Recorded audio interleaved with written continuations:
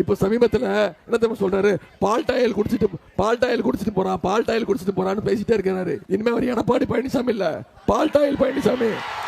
திரு உதயநிதி அவர்கள் ஒரு பொதுக்கூட்டத்தில் பேசும்போது அவர் ஒரு விமர்சனத்தை என் மீது வச்சிருக்காரு. நான் சில கூட்டத்தில் போய் பேசினேன். நம்ம கட்சி நிர்வாகிகள் சொன்னதுதான் நான் சொன்னேன். பால் டாயில் குடித்தவங்க எல்லாம் பஞ்சு டைலாக் பேசுன்னு சொன்னேன். பால் டாயில் குடித்தவங்க எல்லாம் இவருக்கு ஏங்க கோவம் வருது? யாரையாவது பெயர் சொல்லி சொன்னா? எங்கேயுமே பெயரை குறிப்பிட்டு சொல்லல. அப்போ இவருக்கு ஏன் கோவம் வருது? எங்க அப்பா குதிரைக்குள்ள என்ன அவரே சொல்லிட்டார், அவரே உண்மையை ஒத்துக்கிட்டார். ஆக திரு உதயநிதி அவர்களே, உங்களை நான் குறிப்பிட்டு சொல்லவில்லை.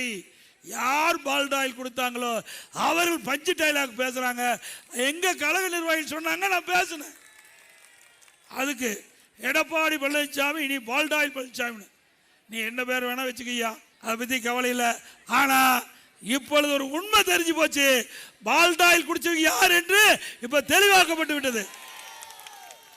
நாம பெயரை சொல்லாம பொதுவா பேசிக்கிட்டு இருக்கிறோம்.